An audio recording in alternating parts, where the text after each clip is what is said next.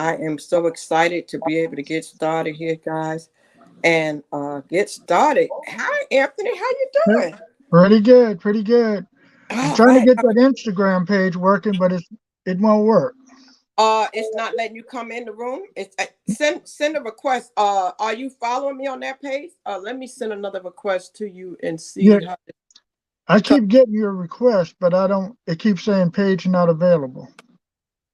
I'm wondering what that means. I'm wondering what that means. I may have to do something a little different, All guys. right, I'm I got sorry. my guest over here. No, that's a problem. That's okay. I can show them. I can show them you over here. So, guys, I got my guest over here. Y'all may have to come on over here. Y'all may have to come over here to my YouTube in order to see it. It's live on YouTube right now, guys. So y'all may have to come over here to YouTube. Come over here to YouTube at Storytime with Shout Crystal. If you come to Storytime with Shout Crystal, you can do it because he can't get on right here. Ladies and gentlemen, I'm so excited to have Anthony today. This young man, I've known him for many, many years. Man, Anthony, how long have we known each other? Oh God, it's too long to think about it. It's Like, been a minute. It's what? been a minute. Almost 40 years Wow, it's a couple of decades for sure. I got a question for for real. I tell everybody I know you on a professional level. A lot of people don't know your background, a little bit about where you're from. Introduce yourself and tell the people who is Anthony and where you are from. Well, I've been all over the place. I was an Army brat, so I was born in California.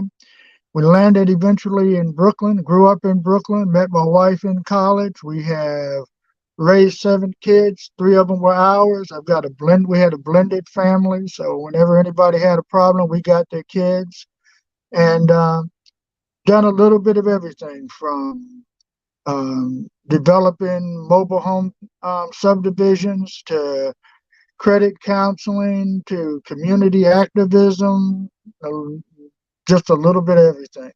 I've retired 3 times, and every time I end up coming back. The last time I started working with the homeless and I guess God gave me a call because I found something there that people know about but don't do anything about it. And we created a nonprofit called Our Father's Keeper. And the intention is to address the fact that homeless people facing homelessness Well, let me ask in you something particular. Hey, before you go into that because you said something that was powerful to me. Retired not once, not twice, but 3 times. yeah, Let's yeah, talk about that for a minute because a lot of people miss that opportunity. They don't get careers and they don't get jobs where they can be afforded to get vested into companies so that they can have those benefits, the health, the medical, and everything that comes with that. How was you able to retire 3 times? Was it just that you were just that focused and that dedicated, or was you taught to? yeah, yeah. And it was just the situations were right, was ready to kind of transition. We just sort of chilled out. And then what I also find out is sitting around, it gets old, and what I would always have, I'm a person that's always thinking. So another opportunity would come. My phone would ring and say, "Hey, look, man, we need you to come help us do this. Can you?" I had a friend had a car dealership, and he was like, "Man, come on, I know you're not doing nothing. Come on out here and just work on the weekend." And working on the weekends turned into working 7 days a week. Making money, but until I got tired of it, and then I could step away. So that's sort of I've been kind of lucky that way. So, any advice to individuals out here that are still young, that are still going from job to job, that are not yet rooted into a system that could afford them freedom later on in life? Well, you got a plan. You always got to have a plan. And, I think about when I was really young, back when we first met each other, uh, if I had known what I know now, how much money I would have now. Because, you got to recognize, sometimes you don't recognize that the money will stop, and you're like, okay, why should it ever change? It's going to always get better, but it doesn't. Industries change. It's not like it was for our parents. where you get in a job and you work 30 years. Today, the company leaves you. You don't leave the company, you know. And I've had a number of those situations where I'm sitting there and great company, great benefits, good money. And they're like, oops, we got to go, you know. And that's, you know, they give you a good little severance package and tell you to keep it going, but it's over, you know. And there was no reason in your mind, but you didn't know what was going on upstairs. So, and I've also a lot of times have been self-employed, you know, Yeah, and that is, you know, I wrote an article a long time ago. I called it the itch. If you ever work for yourself, no matter how good a new job is, it's always sitting in the back of your mind. How much money are they making off of me, and how much better I could do it? that's And good. Now, you know what though? When people work for themselves a lot of time, but I know you were in finance. I know that you retired from a financial professional position and did philanthropy and all of that. But a lot of people don't know how to work for themselves and still make sure they get the necessary benefits and things. You know, they're so used to having employers to provide that for them, they don't know how to yeah, go and get those necessary resources. yeah, yeah. Well, the biggest mistake I hear people say is, "Oh, I want to work for myself so I can get free." Boy, if you work for yourself and you're free, you ain't making no money.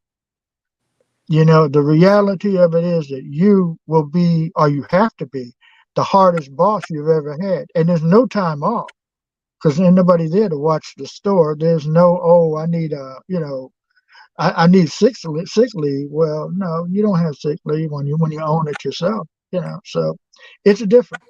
It's definitely different. So Right. And so one of the things that I know you and I wanted to talk about it, you know, and the reason why you started your company. I know that you are the CEO and founder of Our Father's Keeper, which is an organization that provides resources for homeless and displaced people. It's because of situations that happen, the unexpected, you know. So I want to discuss the impact of the unexpected illnesses in a home and the role of caregiving within the family. Because, you know, many people who follow me know I talk about my sister a lot. And I mhm. know that you've had some things that happen with your wife. So I really want to dive into that because that has a lot to do with what you learned in the finance industry as well, correct? That's right. But you know, it's funny when I do the quick story in terms of how things change in your life. Like I said, I had gone back after me retiring and was started working with the homeless. Really enjoyed it. And things financially, everything was really going great. And my wife has always wanted to go to Paris. So what we were doing, well, what I was doing was I was going to surprise her with a trip to Paris. I had everything in place. We were going to go to Paris, go through the tube and go to England, you know, the whole nine. And then just I was about 2 weeks from pulling the trigger. And then COVID hit. And all of a sudden they had that lockdown. So no travel into Europe. Right. I was like, okay. I said, okay, that's cool. That's a little setback. But then 6 months later, my wife had a stroke. And that changed so much. You know, it was a thing that debilitated her. And I ended up having to, you know, kind of step back from that dream and a lot of other dreams. Because in the interim, I had already started the nonprofit and, you know, a lot of things are going on. But I was thinking about our conversation that we were going to have. And I realized, I said, you know, God has funny ways of doing things. Right. There were two things, a couple of things that happened. Number one, when COVID hit, they sent everybody home for a week or so, but you know, homeless shelters can't close. So what they did was they reduced the staff and they would we'd work 1 week, off 1 week, but we were still getting paid.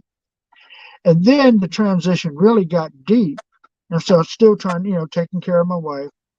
And so the option came and says, well, I said, well, I'll tell you what, I'll start working third shift. Well, third shift was a 12-hour shift. So I'm taking care of my wife, working with her all in the morning. And then I'm doing this 12-hour shift. Well, I'm 65 plus at that point, and spinning up at third shift, they came and shook the door a couple of times. I had nodded off. I know that's right. That Okay. third shift ain't no joke. I've done it a No. couple times. That's you So I got to had be done it made when, for. right. I had done it in my youth. And then, so I got fired. And I Mm. was like, okay, I didn't really care, except for here was, again, yeah, it's funny how God works.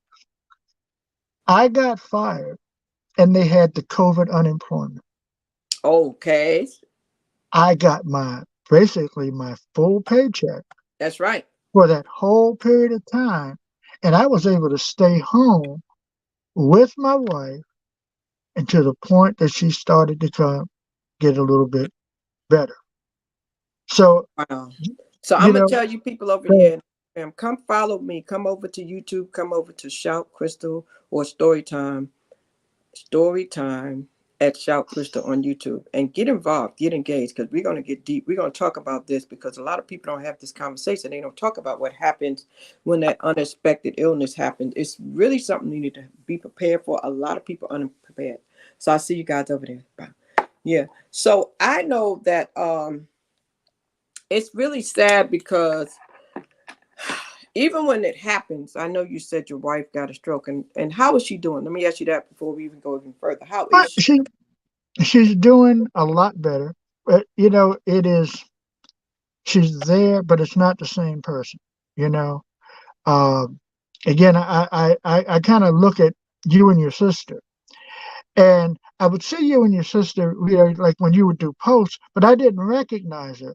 And then Larry did a post that had a picture of her back in the day. And, Larry was doing a show the same time my daughter was doing a show. And I Mm-hmm. remember meeting your sister, and Mm-hmm. it was like, wow, Wow. Yep. Mm-hmm. and I was like, okay, because I kept trying to place her because I didn't even see her as being Larry's mom Right. when I would see it because trying to figure out where she laid in the mix, and it was like that's a struggle, you know, and Yeah, and I do that every now and then. Every now and then I'll show pictures of her because I try to get people to understand, Anthony, that in a blink of an eye, your life can change. that's In it. a blink of an eye, you don't know what you're gonna look like. Everybody's so caught up on the physical and talking about I want a mate that's gonna make $100,000. I want a mate that looks like 6 foot tall, and they got this. I'm like, you better be making sure you got a mate that's gonna be there for you if you need them and you get sick. That's That's right. that's what you That's better be focusing Well, on. You you have know, a mate that's going to stand in the gap, and that is going to wait on you if you need them to wait on you. Bring your food to you in bed and do whatever is necessary for you. And I well, keep telling. yeah. Well, you think she's been my ride or die for over 45 years. We've been through good times, bad times, and then when you're sitting back and everything is in place to do some of the things that you had dreamed of doing, and then it's like snap, and it is not, you're not the same person, and it affects you. It's like in the show prep, you ask me, says, well, what do you want to talk about your company doing, or your business doing? And the crazy thing is that mentally right now, I can't think of it. I can't even focus and say, wow, I want to do this program. I have a program that I'm kind of starting in it. It's called a ticket home, where Mhm. a lot of people who are here, they got stuck, and if we can get them back to their support system. But I can't even get my mind focused enough. I get people who call me for photo shoots. I did a lot of musicians and that sort of thing, and I love to do it. And I sit back with thousands of dollars worth of gear, and I don't pick it up. You as a caregiver don't recognize, but you go through a depression. Yeah. And you're Right. that, and it's debilitating. It is. You can't focus, you can't sit back, and you can't make a plan because you can't take that person that's been such a part of your life with you sometimes. You know, she doesn't want to do things, but we've had an interesting thing that happened. It's been about 4 months ago now. Hmm. She had another stroke. Oh, she had a Okay. second. Now She let's had, see. That's why you see that question I put up in the box. The yeah. question is, and I want every person that's out here in a relationship with someone, whether it's a marriage, whether it's common law marriage, do you feel confident that your spouse will be there if you have an unexpected illness Mhm. and you cannot do for yourself? But And and here's, and my other question is, have you had that conversation? mhm. Because those are conversations that need to be had. Don't you agree, Anthony? Yeah, absolutely. Well, see, we never had that conversation because we already assumed. We knew, it didn't matter. We're going to be there. But here's the irony of it. She had been so depressed and really not driving to do anything since she had the second stroke. And I'm in my mind going, okay, I know this is going to be a monster. So do The you irony, recognize, do you know the signs of a stroke, Anthony? I mean, because this is yeah, important. A yeah, lot of people don't know those signs. So did right. you see it coming? We did. Now, the first one we didn't, you know, but the second one, she kind of told us. And the thing was that I was afraid that this was really going to just wipe her out, because that was her biggest fear. Here's the irony. She had the stroke. It was what they called a mini stroke. But when she came back, her attitude was better. Mm, It was all as if something shook something else loose. mm, And she went back from being very sullen and angry and unhappy to being able to laugh. And again, I said, God has funny ways of doing things. yes. And but she was able to, her whole attitude is different. Now she's still debilitated, you know, but her attitude is totally different. She's laughing and joking and, you know, just a better attitude, which has kind of been able to make things free up for me mentally because I'm a little more comfortable with the person I'm dealing with. So So, I always ask people, do you know the signs of a stroke? Will you recognize the signs of a stroke when you see it? When my sister first went into the hospital for her first procedure, for her first brain surgery, we were talking and she was stuttering and she just wasn't sounding right. I was like, something ain't right, something ain't right. And mhm, it was like, I said, we need to go get checked out. So I always encourage individuals, if you're watching this, please make sure that you know your family members. Pay attention to your family members. Recognize how they walk, how they mhm, talk. Know them inside out to the point where even if they can't tell you something is wrong, you can see it. Do you yeah, agree with that, Anthony? it's subtle things. It's like difficulty speaking, difficulty remembering certain words. You know, that thing where you say, well, smile and you see whether or not one side is drooping or not. Um, looking at that dexterity of their hands and feet, subtle changes, that just don't quite add up. That and you can kind of feel it. And again, for her the second time, she was aware of the things to look out for herself. And Right. and we went and they said yes, that's what's happened. But it's it it it it's better. It's better than it was. So let Not me the ask you same. this now. Are your children, because you got a son and a daughter, my daughter was saying how this generation is different. But I tell the young generation, baby boomers, Gen Z, whoever, we have to make sure they are aware. I tell them, pay attention. Like I even tell them, if you don't hear from me, call me, check on me, because you have to know. And a lot of people don't really understand. You really have to stay in contact with your people. If you have people that live alone and you have people that are aging, because there's been a lot of unexpected people who were not sickly. Things happen. So Hmm. we have to begin to learn these things. We have to tell our children to learn these things Yeah. so that they can be there for us. I mean, we talk about recognizing in each other, but we got to let the children recognize it too. Do you agree with Well, that? I'm blessed because my son stays with us, and he is a lot of help. And then Crystal, she does makeovers on her, and sometimes I will post them, and like she looks forward to that. She'll go in and she'll got these high tubs, and she'll soak her legs and give her manicures and pedicures, and she buys her a new wig every month. And the other day she had her with she did a new wig and put fake eyelashes on her and the rouge and all of that, you know. And so she's walking out and people are saying, well, here comes Chaka Khan, you know. So I've got that aspect. Now, on the other hand, I've got the other kids that live a couple of 100 miles away that are well meaning but don't understand. You know, they've got their opinions. Well, why aren't you doing this? Why didn't you do that? Why is this? And blah blah blah. And I'm like, yo, hey, look, you're not here. So let You me ask know. you that. The children who are not present, right? A lot of times they want to dictate, they want to Hmm. talk about decisions made, but like you said, Yeah. they're not there, they're not doing anything. There's a lot of families that they don't help one another. And I know that you took on a lot of that. And what I try to tell people, the reason why I share like I share so much is because I try to tell people when these unexpected things happen, you got to help each other out because it's a lot. Caregiving is a lot.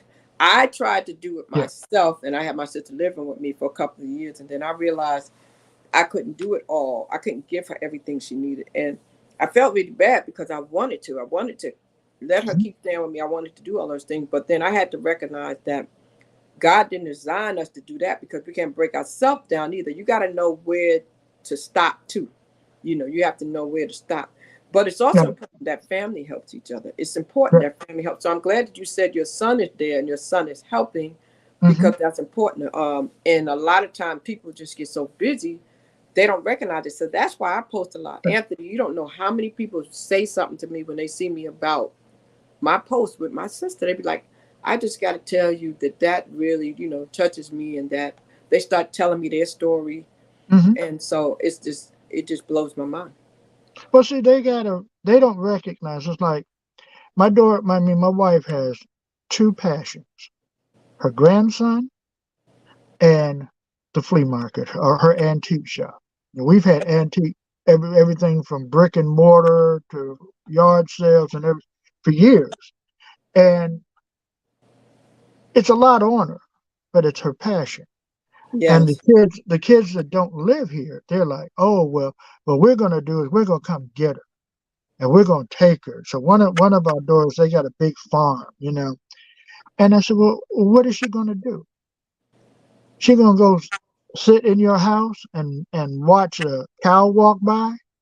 You know, you're taking her away from everything that she cares about. So what you're doing is, and you know, they got angry with me, and I'm saying, well, you know, that you got some guilt going on here. You know, that don't feel guilty. Figure out what you can do to make things better here.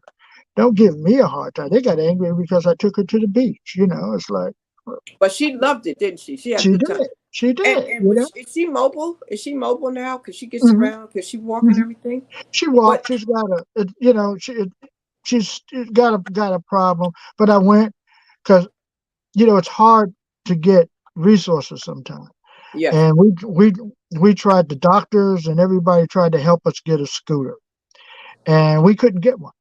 I mean, the thing that they came up with was just stupid. So I told the family that were there, I said, hey, look, I'm gonna get your mom a scooter. You guys want to help? Fine. If you don't want to help, then I'm gonna get it either way, you know. And so I got her a scooter, and so now she jumps in her scooter, especially when she goes and does the shop. So she's out there riding around and doing everything that she wants to do, and that's that independence, you know. And that gives them that motivation too. And so uh the children, I'm sure they a lot of times this society today in 2023 is so busy. Everybody's their schedule is so full. You know, do y'all make schedules so that everybody takes turns or everybody gets their time? How do you work that out? No, no, because again, their time is they'll drop. They might drop in on a weekend, you know, and do a little hangout with her for a minute or two, take her to dinner, and they're gone. You know, they don't recognize all of the other the step one, step two, step three, making sure that her medications are there, making sure that she eats. Fussing with her when she doesn't eat. All of those things are part of if you get tied up that you'll come back and she hasn't done anything. I got tied up a week or so ago, and my son was there. Hmm.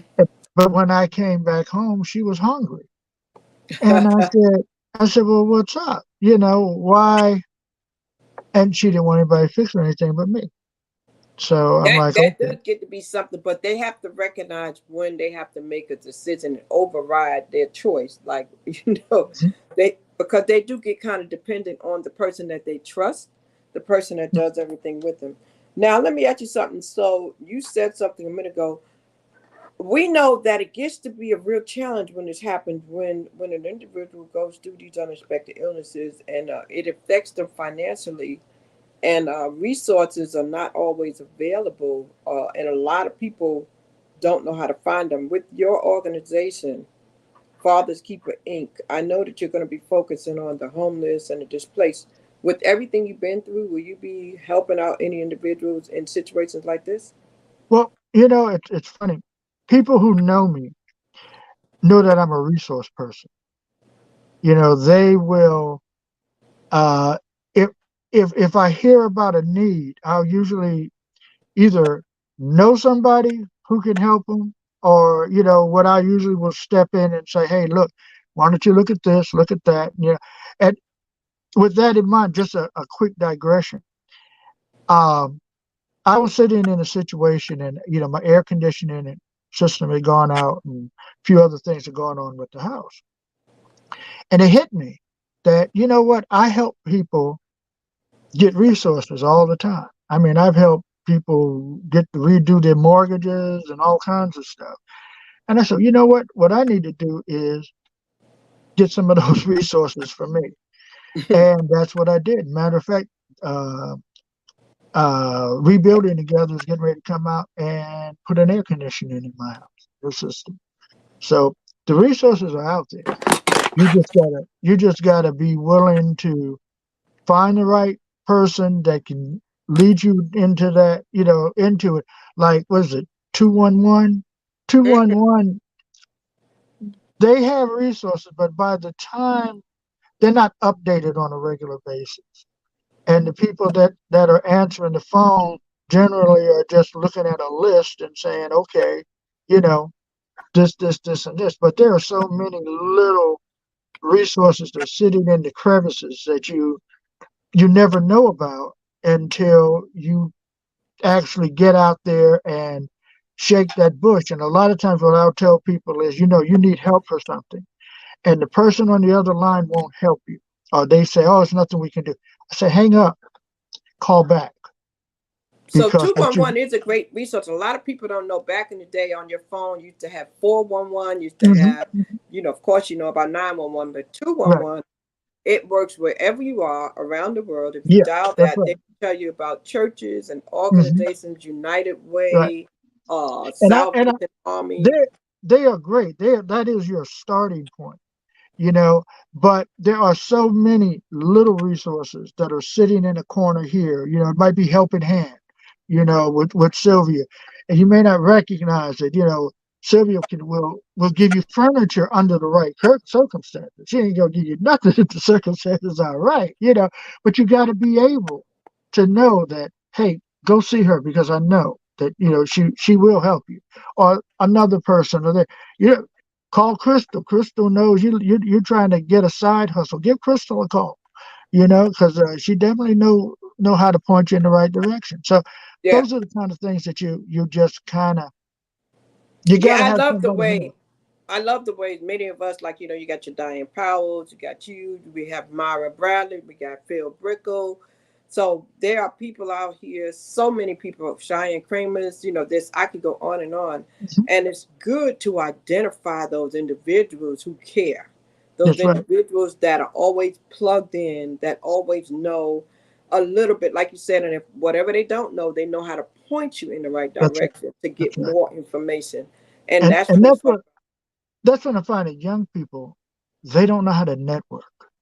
They've lost that there. It's just not, that's like that idea of, and I'm looking for something to do remotely, but there is something about being in an office. It is something about learning, from the culture of an organization. And you can't develop a culture if you're not connected, you're not talking. Facebook and all of that is great, but the conversation doesn't go to the next level because you're not there face to face. And when they need that, the young people have lost that that connection, that people connection. well, you know what? Society has kind of spoiled them. Anthony, it's not like it was when we came up. When we came up, we had to work for everything we had. We had to do like long division. Hmm. They do short division. Hmm. We had rotary dial, beepers, all that stuff.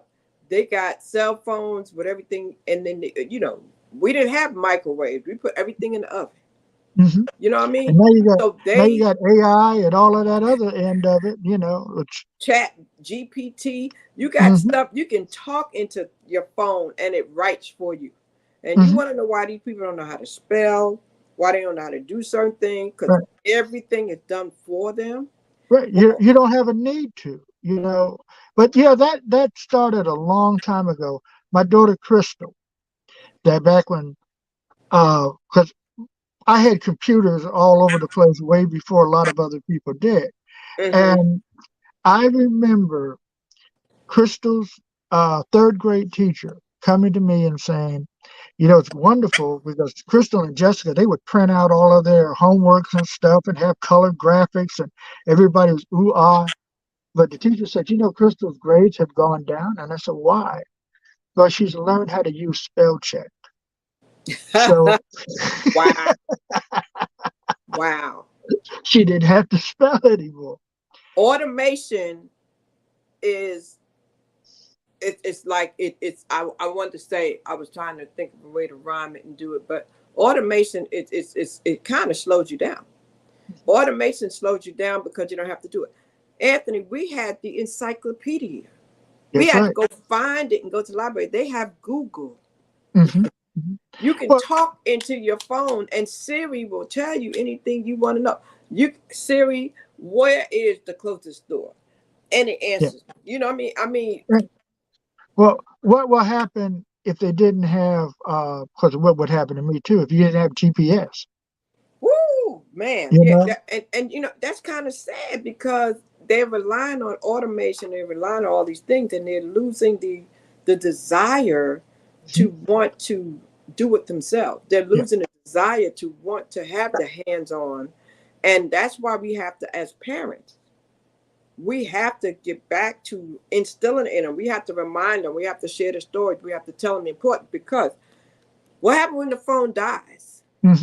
A Hmm. lot That's of right. people don't even know people's phone numbers anymore No. Oh, I don't, I because remember, I know, we so used to hitting, but that's that's like, not good. That's that's like, not good. what's your phone number? One, that's whatever the speed dial is, that's what it is. But, I'll So, tell you though, when I look at the smart home, okay, now I've got smart home everywhere. I've got Ring doorbells. I've got cameras all over the place.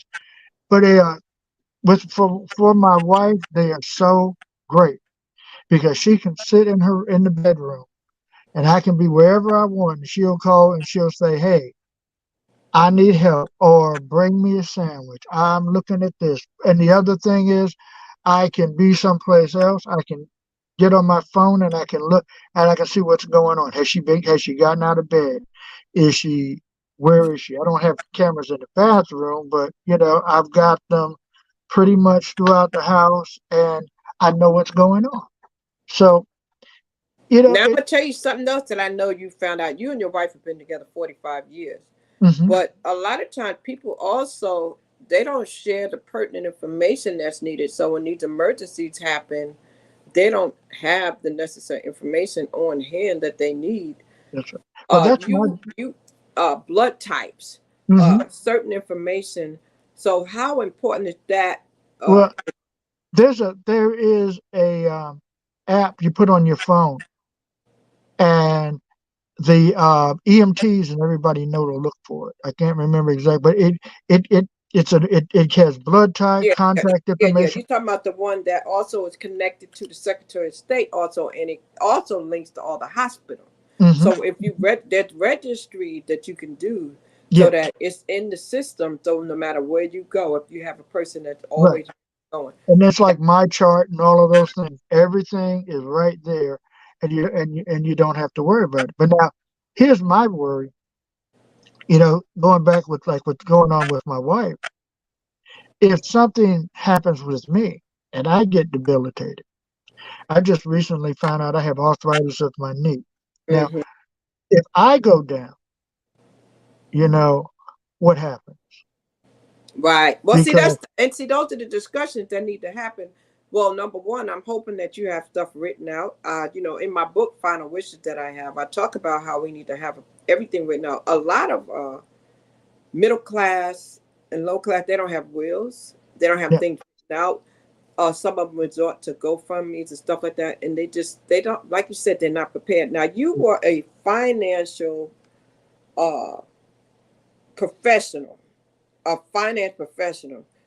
For one moment, let's digress for one moment. Now, if somebody's watching this and they're in a situation, they have gone from a two-income home to a one-income home, what would you advise them to do? Let's just say they lost the breadwinner is no longer there, and they are reaching for start. They haven't prepared. They don't have the 401k. They don't have that stuff. As a finance advisor, and they need to start over, where would you tell them to start? prioritize. You got to look at your bills. What do you owe? Okay. You got to look, you got to go. This is when we used to do credit counseling. You go into survival mode. Macy's will be okay. You know what I mean? If you don't pay them. So what? But if you don't have a house, you can't pay your rent or your mortgage. And if you've got two cars, might be time to get rid of the car payments and go get you a couple of hoopties because you've got to be able to get to work. Those are your survival. That's what you've got to look at and say, I've got to survive. I can recover, but I can't recover if I can't make it. You know, homelessness. I go back to it. The key is intervention. Mm-hmm. If we could catch you before you get the eviction notice, Mm-hmm. it costs a whole lot less for the state, everybody. The whole key is how do we find them? That's the problem. It used to be the church, even used to be schools that if a family starts falling on hard times, we know about it. The community knows about it. We don't have that connection to the community anymore, and because of that, we can't save them. Next thing you know, because people look at homelessness, the homeless. So you see the guy with the sign on the street, Come okay? on, let's talk And they're about it. like, About it. they say, oh, okay, oh, that's a homeless cat. If we give him a job and someplace to stay, he's gonna be okay. No, he's not. Okay. There's a reason he's out there, but there are two types of homeless people. There are people who are situationally homeless and the people that are chronically homeless. Right. Most families that become homeless are situationally homeless. Something catastrophic has happened. Family member lost a job, sickness, something has happened.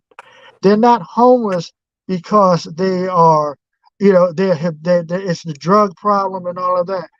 This person is situated just like you or I if we lost everything. Now, our objective, and everybody wants to go, oh, today shelters have closed and they've gone to program.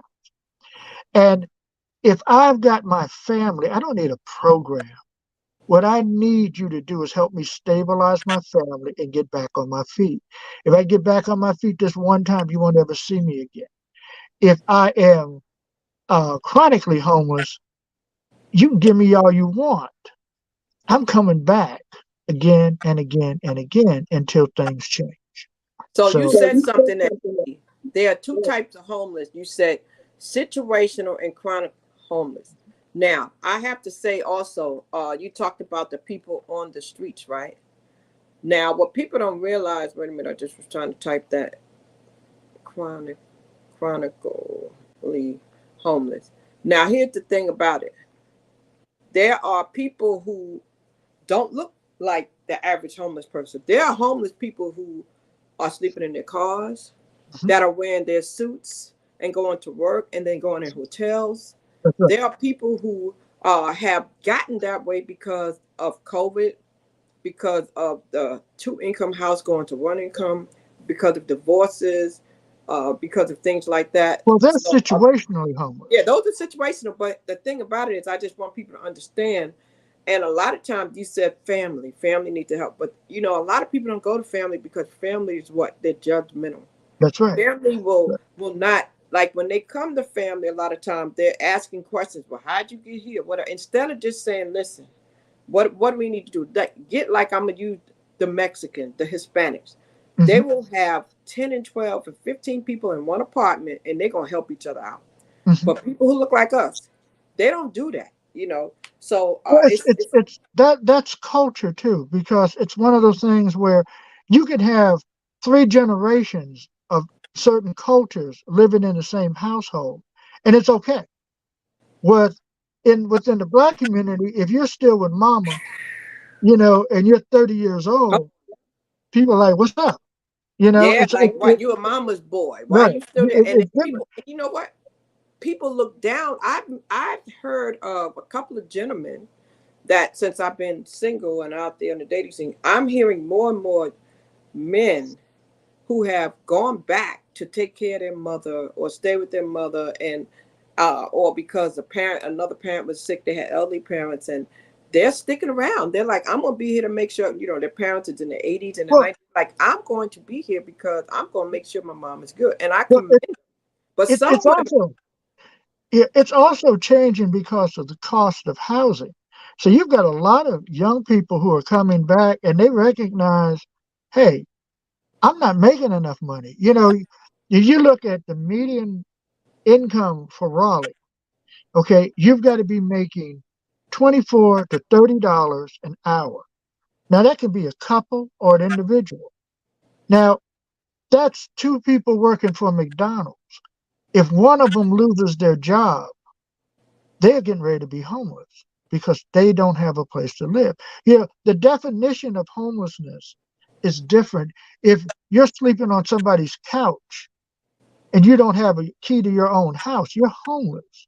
If your family is staying with relatives, you're homeless. right, So you got to recognize in that definition of, and so what happens with a lot of people is they run out of couches. It's all of a sudden they don't have no more couches to sleep on, and now they are in the street. And families, most families, or people who are working, when they hit that point, they don't know the system. They don't know where to go get that EBT card. They don't know how to go to one place or another. They're not professionals at it like people who are chronically homeless. but guess And what? They're not professional, but some of them won't do it because of what? Pride. Some of them well, won't do it because of well, pride because, that's what catches them. yeah, It's like you know. I remember it was a while back when the mobile home industry fell apart, and I had yes, gone from being yes, part owner to a mobile home and all of that stuff. Yes. Stuff fell apart. I mean, I lost my classic cars, all of that stuff. A friend of mine came over to me and he handed me $1,000 check. And I'm like, no, man, I'm good. I'm nice, man. Don't worry about it. And he looked at me and he said, okay, if you don't need it, give it to somebody. He said, but don't block my blessing. You take it. And that pride will put you on the corner, you Okay. know? So you got to realize, and that's what happens with families. It's like, oh, we gonna make it. Don't worry about it, baby. I got it. Don't worry about it. And then all of a sudden, that knock on the door, and you don't have it, and you haven't told anybody that you're there. You know, and I always go circle back to the situation with that sickness with my wife. I don't tell people. You know, even my friends, my close friends, I don't sit back and go, yo, man, this is rough. You know, they go, how you doing? I'm good. It's all Yeah. good. Don't worry And, about it. and that's why mental health awareness month, everybody was, they were so focused on it. They were talking about it so well. Oh, it's mental health. How you doing? Do a mental check-in. But people don't realize you need to do that 12 months to a year. Because so many people, they have been wearing a mask long before COVID. Okay. They have been telling you what you want to hear long before that because of the fact that they don't want to hear the judgment. They don't want your condemnation. They don't want to be ridiculed. They don't want none of that. So they're going to either not tell you, or they're going to lie, or they're just not going to say nothing, or Yeah, they're just going to become absent and you won't hear from them and you won't see them. yeah. So we as a people have to recognize that we have to do better. We have to do And better. you drift into depression. And that's what I recognize that I'm like, okay, why am I not doing the things that I know I need to do?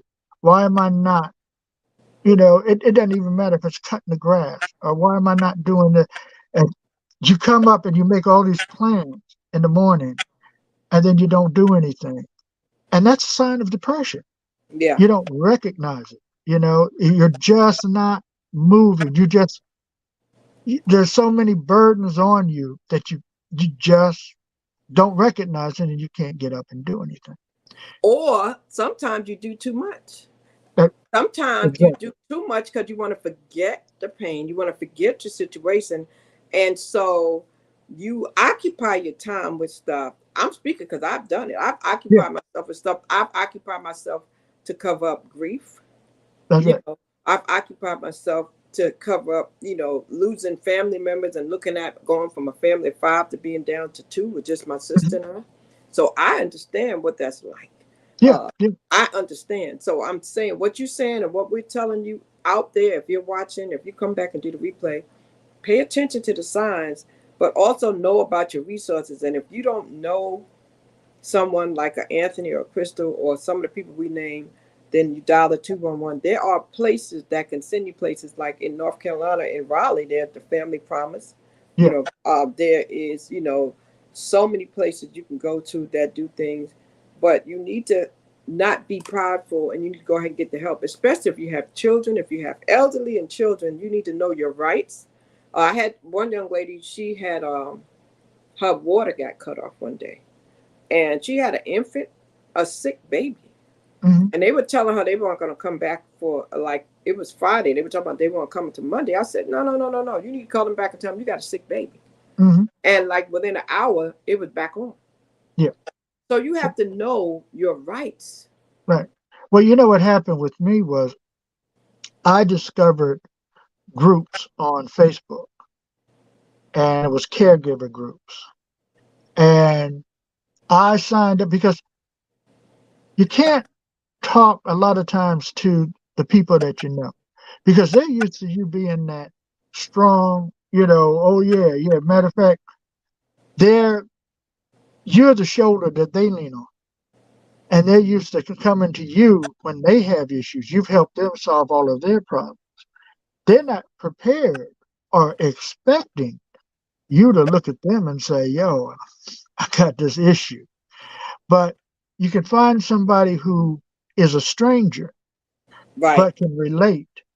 Right. And it helps me sometimes just reading some of the things that they're talking about. And I recognize that how good I do have it. You know Mm-hmm. what I mean? It is sometimes you got to stop worrying about what you don't have and be grateful for what you do. And Right.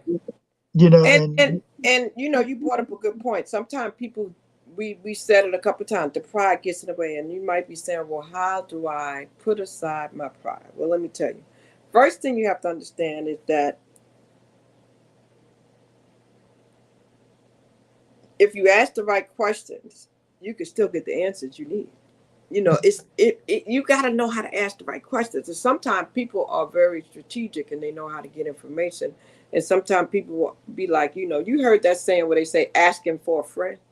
mhm, You know how people are strategic about saying they're asking for a friend, but they're really asking for themselves. But they say, I'm asking for a friend, you yeah, know. yeah, And sometimes you just have to listen. You have to read and you have to listen, and you just have to really, really be willing to be aware of your situation. And I think awareness comes first, Anthony. Really saying, like, I'm in this situation, like, mhm, owning up to your situation and saying, I'm in this situation, I want to change it, and I need help. So it starts with yeah, awareness. If you mhm, if you mhm, don't say I'm in this situation, then you can never get help. yeah, You yeah, understand what I'm saying? It's like yeah, it's kind of like saying if you never go to sleep, you can never wake up. mhm, yeah, People be like, are you woke? Well, if they never go to sleep, they can't wake up. You have to go to sleep in order to wake up. You can never get help until you recognize you need help. right, You can right, never recognize you need help until you face the reality of your situation and come to the conclusion of a saying that a lot of people say, and I never understood it for a long time. And then one day, this saying really helped me through a lot of things. This saying helped me through a lot of things personally, business, and in every aspect. And that is a saying where people say 5 words: it is what it is. mhm, When you come to the conclusion that it is what it is, then, like he said, stop worrying about what it's not. Stop worrying about what you don't have, but look at what it is. Look at what you have. Look at where you are and go from there. Do you agree with that? yeah.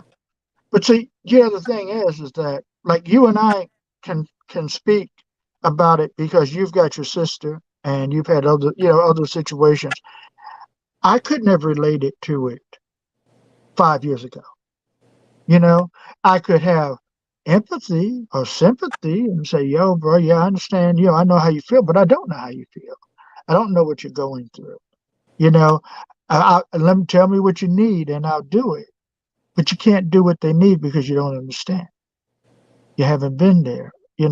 Sometimes it's not a matter of, oh, I don't know, I don't need $1.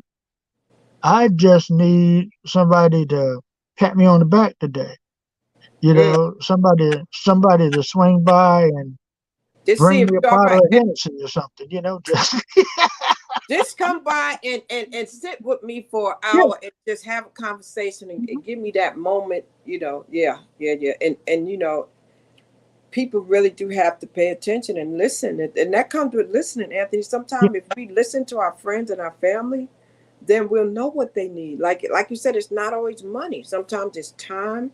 Sometimes support comes in a lot of different ways. So so, that's so important. Do you feel as though in the industry today, with what you've seen in the medical field, in these hospitals, in the health industry, gosh, I know for me, I'm just upset because it has declined so much. It is really sad. There's not enough staff.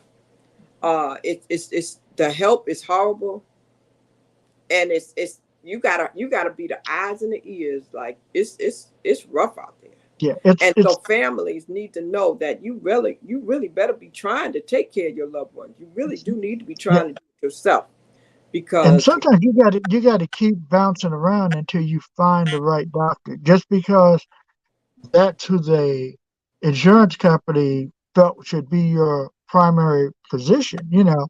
I I remember my mother had had a stroke, and she became extremely aggressive, sexually aggressive. I mean, to the point, and angry, to the point that we were getting ready to have to take her out of her apartment and put her in a self-contained place. And then one day I came back and she was doing so much better. And what it was a change of doctor. And that doctor turned around and adjusted her medication. And after they adjusted her medication, she was able to go home and live for almost 4 years independently with no problem. So it is. You don't know when that doctor's telling you right. You've got to do your research. With my wife, I'm the doctor. We've got a good doctor, and she's always interested because I'm always calling her up and saying, "Well, what about this medication? What about that?" The other day, my wife was fighting to get this one medication, and so we switched it, and she went back to having the same problem she had before. So called the doctor and said we need to go back to what she was taking. And then the doctor wanted to come up and offer a lot of other options. And I said, no, let's do what I know works. Let's not do another experiment. Take her back to where she is and she'll be, we're comfortable with that. So you've got to be willing to challenge the doctor Right. and realize that it's a team effort, not just one sided. I So, like that you said that. Not just challenge, but sometimes ask questions. And not only that, it's I'm gonna tell you something. You got to know your body. So when they give you that medicine and it doesn't agree with you, you got to be like, wait a minute, this medicine is making me dizzy, or this medicine is making me nauseous. Doc, this medicine don't agree with what I'm already taking. Well, doc, do you know that I'm taking this other medicine and these side effects they don't go together? that's right. And you So got to read that. we have to be reading too. And guess Yeah. what? Your family needs to be reading. If the patient can't do it, that's where the children, that's where the sibling, that's where the spouse or the significant other comes in. Yeah. So we're in this together, y'all. So you Right. you can't leave the person hanging. And I'm going back to it again. All those people out there single, talking about they trying to find somebody. These are the things you need to be looking at. Is this person gonna have my back? Are Yes. you gonna be the person that's willing to take me to the doctor and sitting there and listen to what they say, and then Hmm. say, you know what? Well, honey, they just told you to do that, but you're allergic to that Hmm. because you might not feel good. That's So right. these are the But things that you need. you also got to recognize, and I look at, when you become single again, like so many of our, just like you right now with you, you're single. What happened? There's who's going to sit beside that bed? Who's going to make sure that you're doing what you want to do on the long run? You know, on down the road, who's still going to be that ride or die for you? And I thank Uh, goodness I have children because right? that. Let me And tell you, that's my children. When I started taking care of my sister, and my children saw the deterioration of my sister, hmm and they saw the effect on me because I was putting so much out into taking care of her.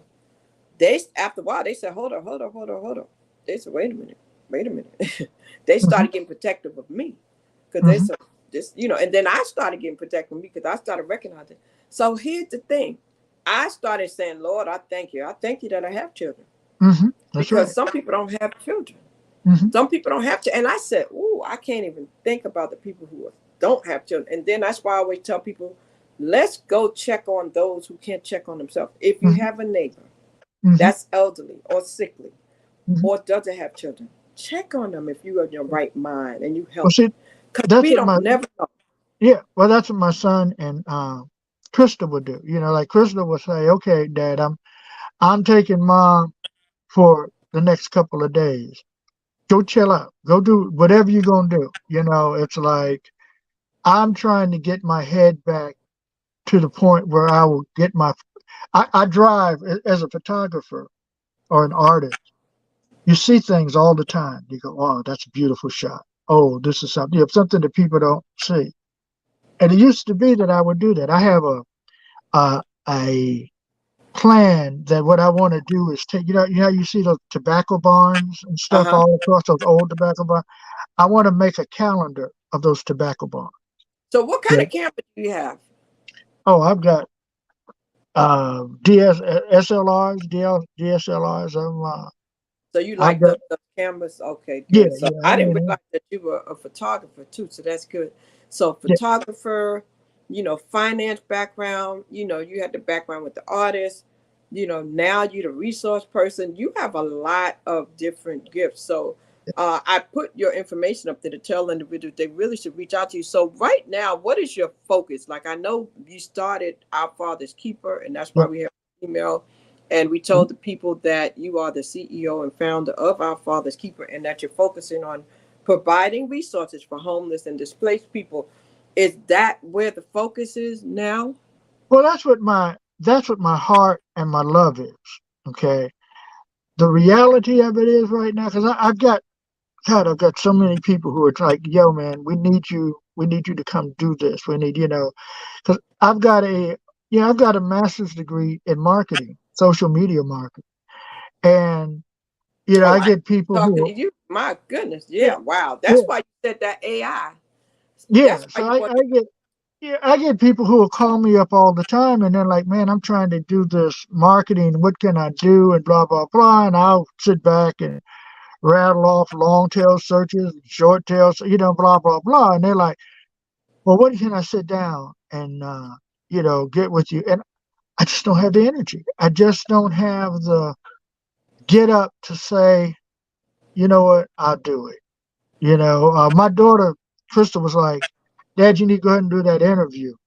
She said, because you just need to get your stuff head back back out there. out there. So let me ask you a question. So are you available for consultation for marketing?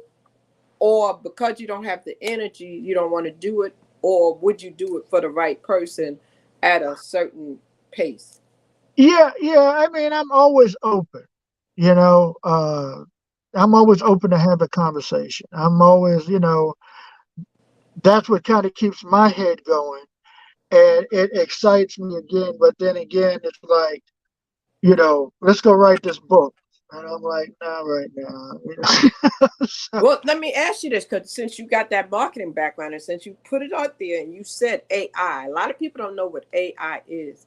Can you tell the people what AI is? A lot of people don't know what's happening in the well, social media world, in the marketing world, and about that app and what it can do for them when it comes to their content. Can you tell the people what AI is?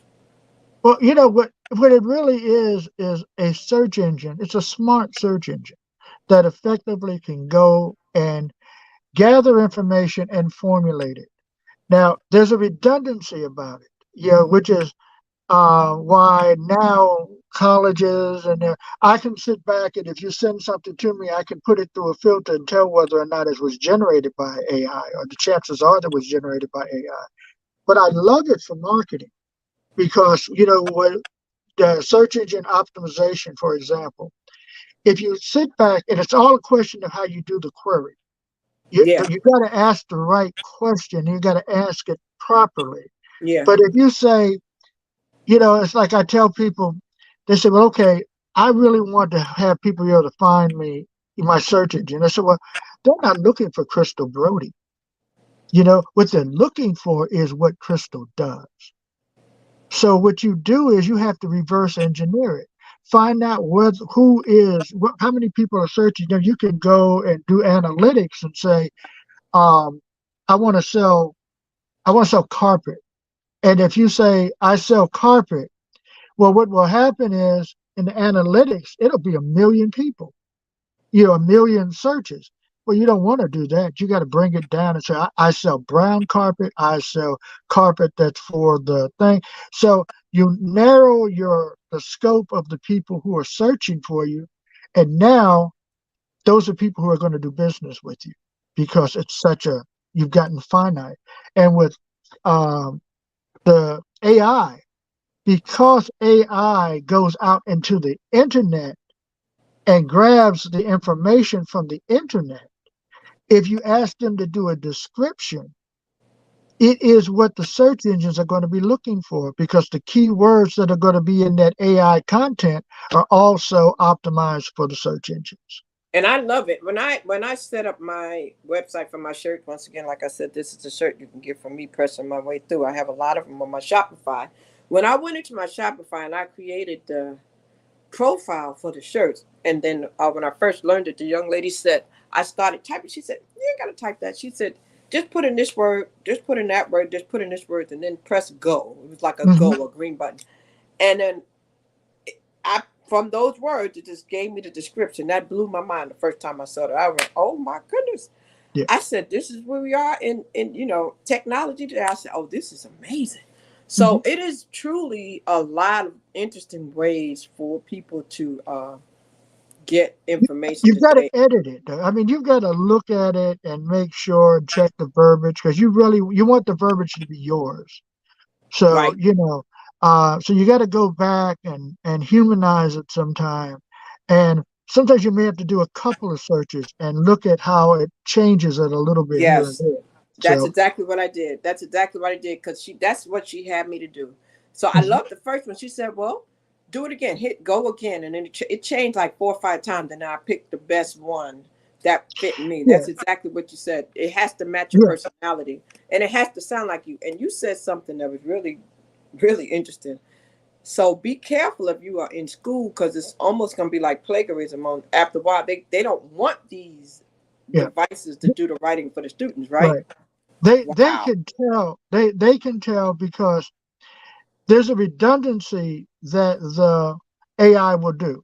It can't help it. It's a computer. So there's certain words and word combinations that it's going to do.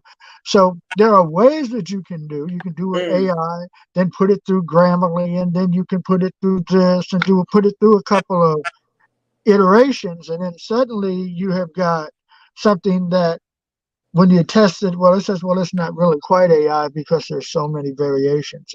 So there are ways to do it, but you've got to plan it and wow. tweak it. Well, Anthony, I tell you what, I truly hope that you find the time and find the energy to go back to doing what you're passionate about. I know how it is when we have our focus on our family members and we want to make sure they're right, and then it does kind of take us off our ear game, and we do have to spread ourselves. So I can relate to that. Yeah. And I sincerely hope that you get back to doing what makes you happy because at the end of the day, as we age, it's beautiful that you've been together with your wife over 45 years. So your next anniversary will be your 46th anniversary. Hmm. That's a beautiful thing. So Yeah. let me ask you this because I'm going to get ready to bring this to a close. I just try to pull out things that I think would bless someone. 45 years of marriage, what would you tell somebody if they're trying to stick it out and stick and stay? What does it take to get to last 45 years? Uh, Understand that it's got to be a win-win. If you're the only one winning, you're in the wrong relationship. Even if, Mm, if you're the only one losing, you're in the wrong relationship. If you find, yeah, I tell my kids, if you find yourself spending your whole day saying, okay, whatever you said, that's all right, that's fine. If that's your verbiage in your relationship, you're in the wrong relationship. wow. Wow. That's deep.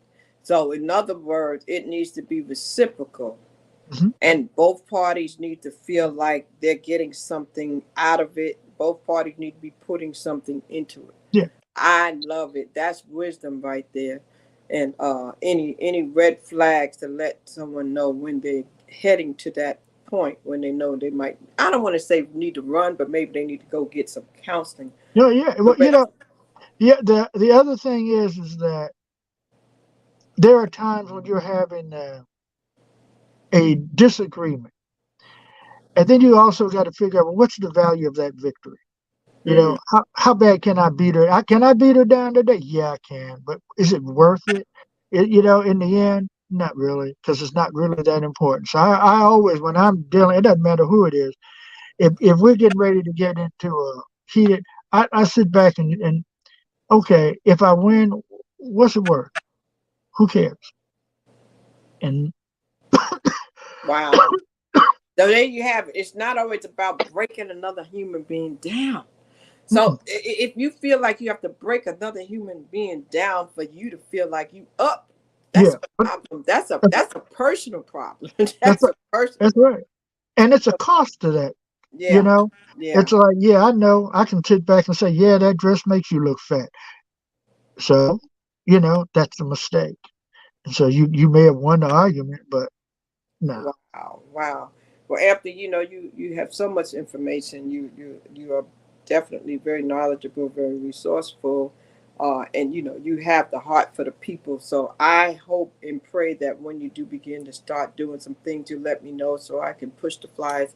I thank you for sending your son to the class. How's Hmm. he enjoying his He laptop? he actually is. He's Excellent, sitting in there and it on the was great regular. to meet him. I think I. So the only one I haven't met is Crystal. I've met all your other children because you got. And Crystal's one on the radio now. So she's It's, she's on 97.9. wait a minute, hold on. You talking? Is her name Crystal? Because I don't ever call her Crystal. No, they call her Coco. Coco's name is Crystal. I never realized Hmm. Coco's name was actually Crystal. Yeah, the Coco Filipina. That's I never Crystal. realized Coco's name was Crystal.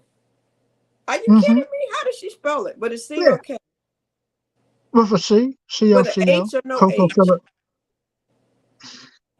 I don't know. Does she put? Um, Did you put an H but in? Is her name Crystal spelled like mine on the screen right there? yeah, it's Crystal, CRY. I Yeah. never realized Coco's name was Crystal. I'm gonna tell her Hmm. Coco. I never realized. I need to. That's somebody I need to interview. Is Coco.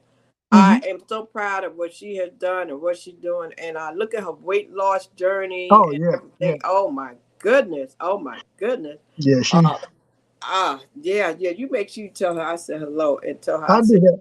I've been trying to get her for an interview for a minute. We scheduled one a while back, Hmm. and she had some stuff going, man. So listen, let Yeah. me ask you this in closing. We talked about a lot of things from the family, from finances to all kind of stuff to your organization. What is it that when you stop doing everything you're doing in the community, what is it that you want the people to say when they bring up the name Anthony Alacorn? That I care, I guess. Yeah. And Uh, so right now, they know you care. So right mhm. now, in summation, what would you like to tell the people that maybe we didn't touch on? Anything you want them to know that you have coming up, or that you prepare for? Whether it's if you need Yeah. help in your organization, or if No, really not want it. you know, not anything right now. It is interesting, that you impact people's lives in ways you forget. I was in Home Depot the other day, and a young man came up to me, wasn't that young anymore. And he said, Anthony Alacon? I said, yeah. I sold him a motorcycle 25 years ago when I Wow, sold motorcycles. And he laughed, that he was talking to his friends and talking about, man, I had so much fun with that guy. That's 25 years ago. wow, And wow. he remembered my name. I didn't remember his name, but he Right. remembered that. But Yeah. that's the impact that you have on people and you don't realize. Yes. Yes. That's the truth. I can attest to that. It makes a difference when somebody comes up to you, or even when they tell the story to your children. Hmm. That's when that's legacy. Hmm. Hmm. That's legacy. That's what that is. A lot of people don't realize that's all about the legacy that you leave. Yeah. So we have to be careful. So Anthony, any closing comments? No, I'm good. I've enjoyed this. Well, I truly want to thank you so much. I don't want to take up too much of time. I know it's Sunday evening, and I know that we got to go to our families. I'm gonna run out, go get me something to eat. I probably will make story time maybe an hour later because right now my schedule, I stop working at about 5 and then I do this at 6. I'll probably move just a little later so that give me more time. But I enjoyed it too. And I thank you so much for the wisdom, the knowledge, the passion, and everything that you are. You definitely have a light. And I thank you for those things that you be telling us in the Facebook group, because Hmm. when there's something out there, when there's something happening, when there's something available, when there's something free or it's an application, you are one that will post it and say, hey, make sure you do this, make sure y'all do that if you know Mhm. anybody who qualifies. So thank you, thank you, thank you for that. We need more people to do that, so I appreciate it. And All right. ladies and gentlemen, Anthony Alacorn, make sure you go follow him. Again, he's the CEO and founder of Our Father's Keeper, the organization which provides resources for homeless and displaced people. And you can reach out to him. Make sure you email him or contact him at Our Father's Keeper at gmail.com. Our Father Keeper at gmail.com. You can reach him on Facebook at his name, and you see his name right there, Anthony Alacorn, and on Instagram. I think you're on Facebook most of the time. And Mhm. once again, my name is Crystal. You can find me everywhere at Shout Crystal. Okay, and if you look at the bottom of the screen, you see it going across. So here's what I need you to do, guys. When you come across this and you come back and do the replay, I want you to be sure to like, share, comment, and subscribe to the channel if you haven't. And tell somebody. And by all means, share it with like 5 people and tell everybody that you were on Storytime. This is where human beings connect through life experiences, and that's what we're all about. So come back and check us out. We're here on Sundays at 6 p.m. and Tuesdays at 8 p.m. Eastern. And we'll see y'all next time. We got a good one coming up for you. We'll post the schedule to let you know who's coming up. And then, matter of fact, Tuesday we have the Hope Coach, Tawana. Tawana, the Hope Coach. Tawana had been born with no arm. You don't want to miss that story. If you ever find yourself making excuses, you want to see how this lady had lived her life with no arm. I'm telling you, it will bless you. It will definitely motivate you, and you will have a new perspective on life. Ladies and gentlemen, you have been watching Story Time. I thank you so much. I'm Crystal Bodie Smith. I'm your hope catalyst. My mission is to stir up the gift, instill hope, and save lives. And we sincerely want to tell you to keep hope alive. And we'll see you next time on Story Time. Anthony, thank you. God bless. Okay, thank you. See y'all next time.